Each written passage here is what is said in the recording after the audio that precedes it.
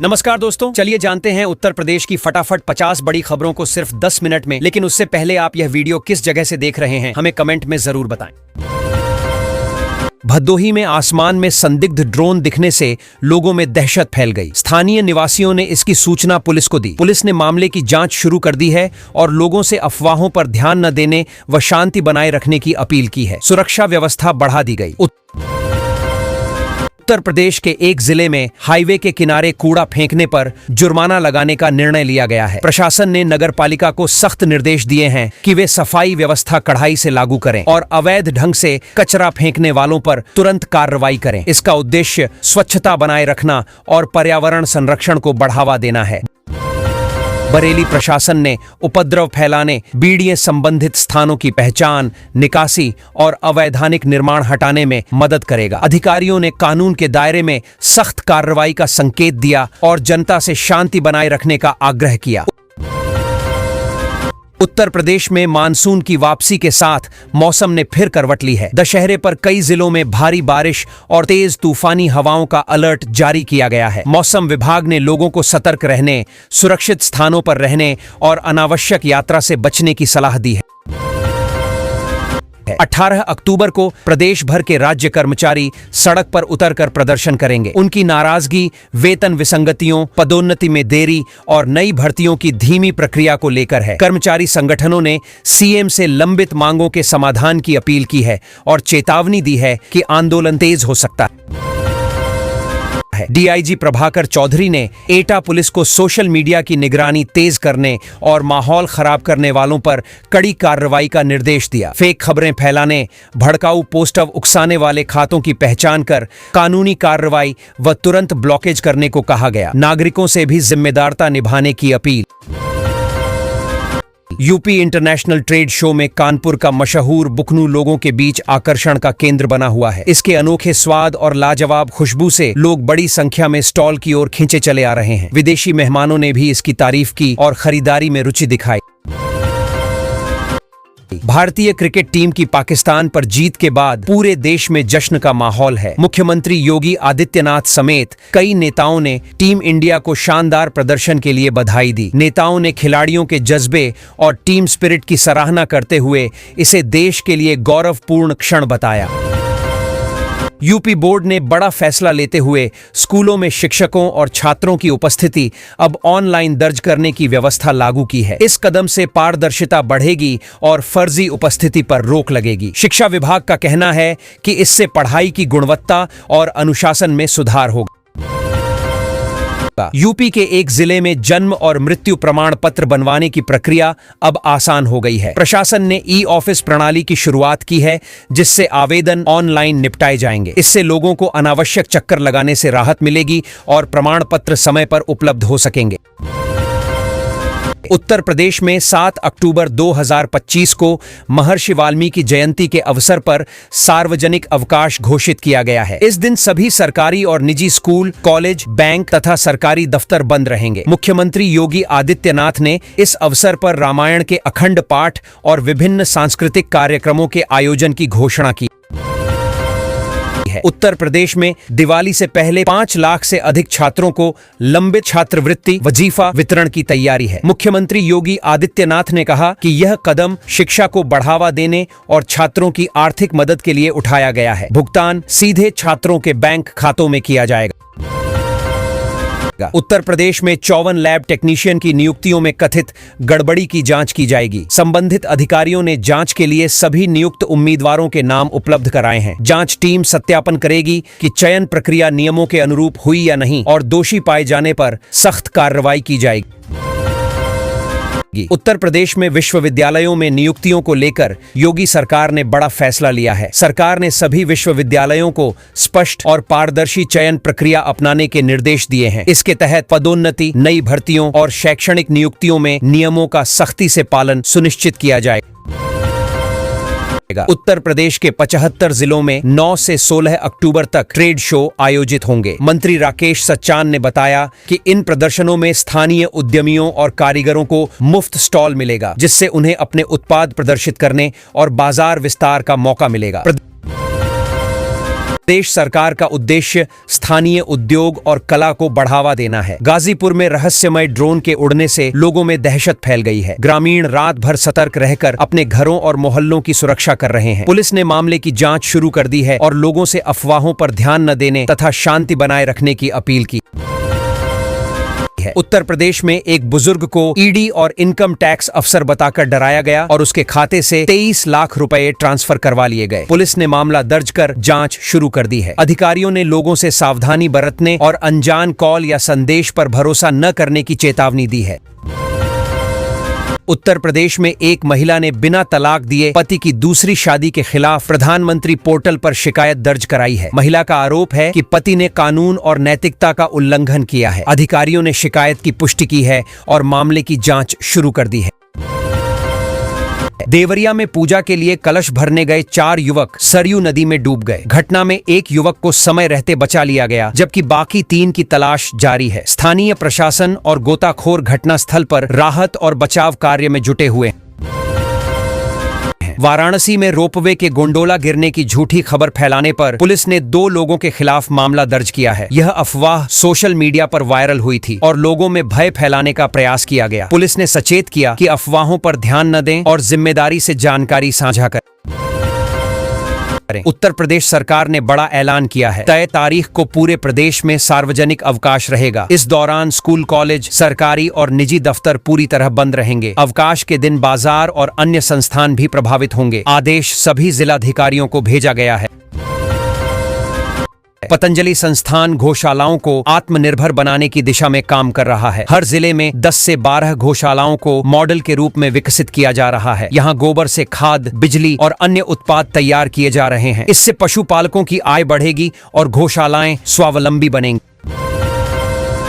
मुजफ्फरनगर के कंडेला क्षेत्र में पुलिस ने छापेमारी कर 26 लीटर अवैध कच्ची शराब बरामद की। मौके से आरोपी को गिरफ्तार किया गया। पुलिस ने शराब को जब्त कर आरोपी के खिलाफ संबंधित धाराओं में मुकदमा दर्ज किया है। अवैध शराब पर लगातार अभियान चलाया जा रहा है। उत्तर प्रदेश में शिक्षा मित्रों के मानदेय की तीसरी किस्त जारी कर दी गई है। 60 जिलों के लिए कुल 37 करोड़ रुपए आवंटित किए गए हैं। इससे शिक्षा मित्रों को उनके मेहनताना में राहत मिलेगी और शिक्षा क्षेत्र में सेवाओं को जारी रखने में मदद होगी।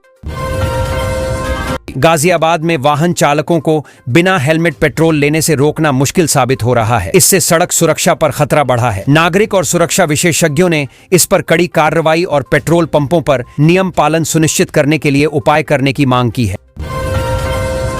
उत्तर प्रदेश में खाद्य संकट गहराया है। कालाबाजारी के कारण किसान परेशान हैं। इस पर सपा प्रमुख ने योगी सरकार को घेरा और कहा कि राज्य में खाद की उपलब्धता सुनिश्चित करने में सरकार नाकाम रही है। किसान समय पर खाद नहीं मिलने से उत्पादन में कठिनाइयों का सामना कर रहे हैं।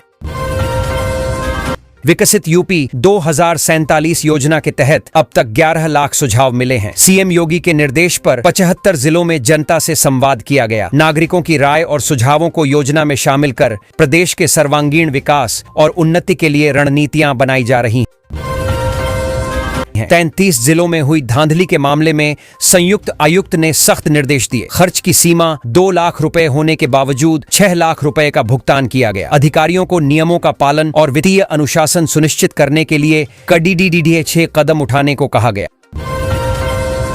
बरेली हिंसा के बाद सीएम योगी ने बड़ा बयान दिया। उन्होंने कहा, मौलाना भूल गया कि राज्य में सत्ता किसकी है। इसके जरिए उन्होंने हिंसा और अशांति फैलाने वालों को कड़ा संदेश दिया कि राज्य में कानून और शासन की जिम्मेदारी सरकार की है और किसी को इसे चुनौती नहीं देने दी जाएगी। उत्तर प्रदेश के एक जिले में बिजली के तार अब भूमिगत किए जाएंगे। इस परियोजना के लिए 881 करोड़ रुपए की मंजूरी दी गई है। इससे शहर या इलाके में विद्युत आपूर्ति सुरक्षित और स्थिर होगी। साथ ही दृश्यता और सुरक्षा भी बेहतर होगी। उत्तर प्रदेश स्वास्थ्य विभाग में लैब टेक्नीशियन भर्ती में भ्रष्टाचार का मामला सामने आया है। आरोप है कि भर्ती प्रक्रिया में अनियमितताएं हुई और नियमों का पालन नहीं किया गया। विभाग ने जांच के आदेश दिए हैं ताकि दोषियों के खिलाफ सख्त कार्रवाई की जा सके और पारदर्शिता सुनिश्चित हो। उत्तर प्रदेश सरकार ने 2025 की नई भर्तियों की घोषणा कर दी है। विभिन्न विभागों और पदों के लिए आवेदन प्रक्रिया शुरू हो गई है। इच्छुक उम्मीदवार निर्धारित योग्यता और शर्तों के अनुसार ऑनलाइन आवेदन कर सकते हैं। भर्ती से रोजगार के अवसर बढ़ेंगे और प्रदेश में सरकारी सेवाओं को मजबूत किया जाएगा। यूपी में स्मार्ट मीटर लगाने गई टीम को देखकर स्थानीय लोग असंतुष्ट हो गए और विरोध जताया। कुछ लोगों ने मीटर लगाने वालों को देखकर उग्र प्रतिक्रिया दी, जिससे अधिकारी उल्टे पैर भागते नजर आए। मामला सोशल मीडिया पर वायरल हो रहा है और प्रशासन ने स्थिति नियंत्रित करने के निर्देश दिए हैं। उत्तर प्रदेश के संभल में त्योहारों को लेकर पुलिस ने सुरक्षा बढ़ाने के लिए फ्लैग मार्च निकाला। क्षेत्रीय सीओ ने लोगों को आगाह किया कि कानून व्यवस्था बनाए रखना प्राथमिकता है और किसी भी प्रकार की अशांति बर्दाश्त नहीं की जाएगी। जनता से संयम और सहयोग की भी अपील की गई। मानसून के बीच सूखे की स्थिति ने पूर्वांचल को प्रभावित किया है। देवरिया और कुशीनगर में सबसे कम बारिश दर्ज हुई है, जिससे फसलों और जल स्रोतों पर संकट बढ़ गया है। IMD की रिपोर्ट के अनुसार मौसम की अनियमितता और न्यूनतम वर्षा किसानों और स्थानीय जनजीवन के लिए चिंता का कारण बन रही है।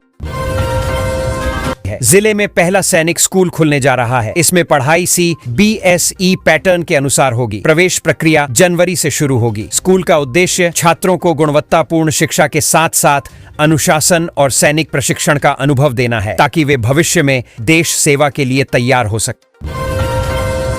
उत्तर प्रदेश के कर्मचारियों की सैलरी बढ़ोतरी को लेकर बड़ी खबर आई है। 8वें वेतन आयोग पर रिपोर्ट तैयार हो चुकी है। सूत्रों के अनुसार सैलरी में अच्छी बढ़ोतरी की संभावना है। सरकार जल्द इसे लागू करने का फैसला लेगी। कर्मचारियों में उत्साह दिख रहा है। बरेली में उपद्रव के बाद प्रशासन ने 48 घंटे के लिए इंटरनेट सेवाएं बंद कर दी हैं। पत्थरबाजी की घटना की जांच के लिए SIT गठित की गई है। पुलिस ने सख्ती दिखाते हुए तौकीर रजा खां समेत 8 लोगों को गिरफ्तार किया है। हालात पर कड़ी नजर रखी जा रही है।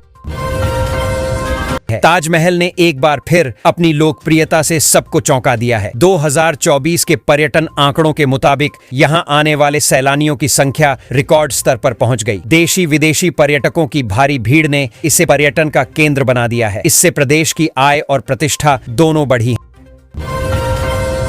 है। उत्तर प्रदेश सरकार ने किसानों को बड़ी सौगात दी है। नई योजना के तहत किसानों को आर्थिक लाभ और सुविधाएं देने के लिए आवेदन प्रक्रिया शुरू कर दी गई है। पात्र किसान अब ऑनलाइन या ऑफलाइन आवेदन कर सकते हैं। इस कदम से लाखों किसानों को सीधा फायदा मिलेगा। उत्तर प्रदेश सरकार ने बड़ा फैसला लिया है। प्रदेश के 4 शहरों में आधुनिक सुविधाओं से युक्त नई टाउनशिप विकसित की जाएगी। यहां लोगों को आवास, शिक्षा, स्वास्थ्य और रोजगार की बेहतर सुविधाएं मिलेंगी। इस कदम से शहरीकरण को बढ़ावा मिलेगा और निवेश व रोजगार के नए अवसर खुलेंगे। यूपी कैबिनेट की बैठक में 22 अहम प्रस्तावों को मंजूरी दी गई है। इनमें बुनियादी ढांचा, शिक्षा, स्वास्थ्य और औद्योगिक निवेश से जुड़े फैसले शामिल हैं। सरकार के इस कदम को प्रदेश में बड़े बदलाव और विकास की दिशा में महत्वपूर्ण माना जा रहा है। इससे रोजगार और सुविधाएं बढ़ेंगी। उत्तर प्रदेश सरकार ने गरीब परिवारों को बड़ी राहत दी है। नई घोषणा के तहत जरूरतमंदों को आर्थिक सहयोग और सुविधाएं मुहैया कराई जाएंगी। सरकार का यह कदम गरीब वर्ग की जिंदगी आसान बनाने और सामाजिक सुरक्षा को मजबूत करने की दिशा में अहम माना जा रहा है।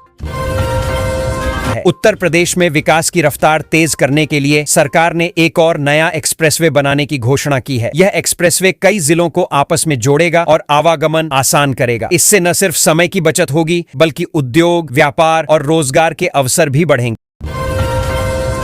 DAP खाद वितरण को लेकर यूपी के कई जिलों में किसानों ने हंगामा किया। किसानों की भारी भीड़ और अव्यवस्था को देखते हुए पुलिस बल तैनात किया गया। सुरक्षा घेरे में किसानों को लाइन लगवाकर DAP खाद बांटी गई। प्रशासन ने आश्वासन दिया कि सभी किसानों को खाद उपलब्ध कराई जाएगी।